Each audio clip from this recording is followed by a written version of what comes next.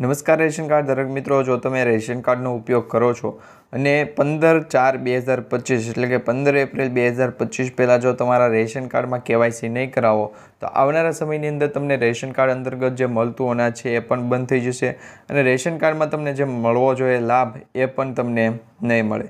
તો 15 એપ્રિલ 2025 પહેલાં તમારા રેશન કાર્ડમાં કેવાયસી કરાવી લેજો, સાવધાન થઈ જજો. જો રેશન કાર્ડનો ઉપયોગ તમે કરતા હોય અને એ બંધ ન થાય તો આજનો આ વિડીયો છે તમે અંત સુધી છેલ્લે સુધી જોતા રહેજો.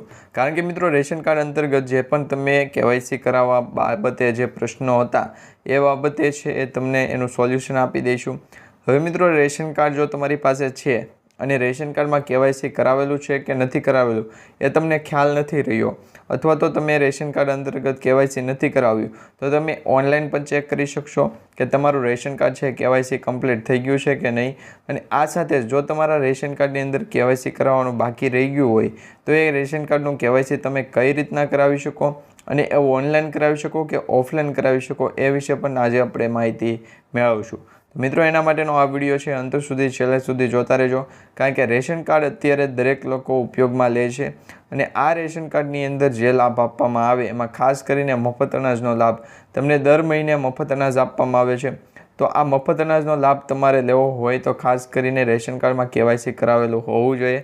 હવે રેશન કાર્ડની અંદર જો કેવાયસી છે એ ફરજિયાતપણે કરાવેલું નથી તો તમે છે એ મફત અનાજનો લાભ લઈ શકશો કે નહીં.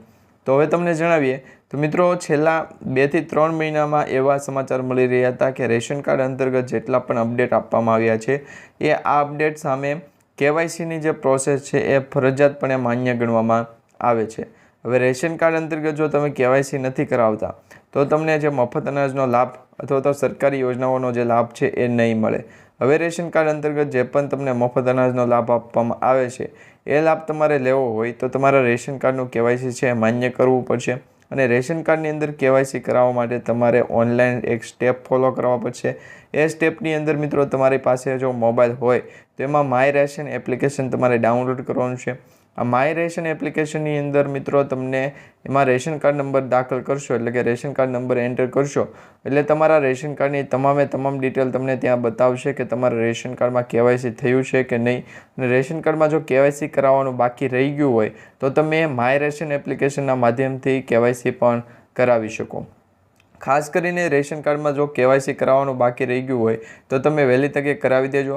કારણ કે આવનારા એપ્રિલ અથવા તો મે મહિનાની અંદર જો તમારા રેશન કાર્ડ અંતર્ગત કેવાયસી કરાવવાના બાકી રહી ગયા છે તો તમને આવનારા સમયની અંદર અનાજનો લાભ પણ આપવામાં નહીં આવે અને સરકારી યોજનાઓ અંતર્ગત જે પણ લાભ આપવામાં આવે છે એ લાભ પણ આપવામાં નહીં આવે.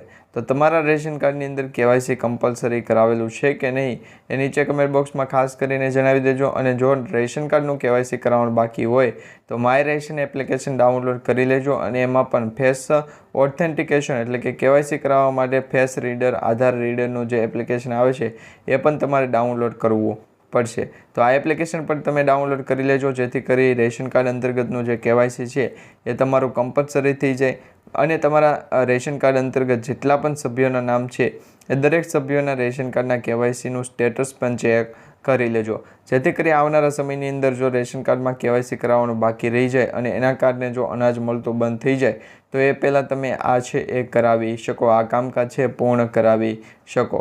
તો વહેલી તકે તમારા રેશન કાર્ડની અંદર કેવાયસીનું સ્ટેટસ એમનું જે તમામ પ્રોસેસ છે એ વહેલી તકે ચેક કરી લેજો જેથી કરી આવનારા સમયની અંદર તમારું રેશન કાર્ડ છે એ માન્ય ગણવામાં આવે. અને રેશન કાર્ડ અંતર્ગત જો કેવાયસી કરાવવામાં નહીં આવે તો રેશન કાર્ડ સાયલેન્ટ કરી દેવામાં આવશે, બંધ કરી દેવામાં આવશે. તો આવા તમામ પરિબળો અથવા તો પોસિબિલિટી ન થાય એ માટે તમારા રેશન કાર્ડની અંદર કેવાયસી છે એ કરાવી લેજો. અને રેશન કાર્ડની અંદર કેવાયસી કરાવવાનો છે એ માત્ર 5 થી 10 મિનિટનો જ સમય લાગે છે. તો વહેલી તકે તમે કેવાયસી કરાવો છો તો તમારું રેશન કાર્ડ છે એ આવનારા સમયની અંદર ભવિષ્યની અંદર પણ ચાલુ રહે અને જે સાયલેન્ટ રેશન કાર્ડ હશે એ આવનારા સમયની અંદર બંધ થઈ જશે અને એની અંદર જે પણ લાભ સરકારી મળવો જોઈએ એ લાભ આપવામાં નહીં આવે.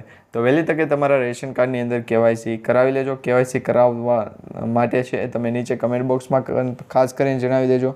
અને જો રેશન કાર્ડ અંતર્ગત તમારે બીજી માહિતી પણ જોતી હોય તો પણ નીચે કમેન્ટ બોક્સમાં ખાસ કરીને જણાવી દેજો.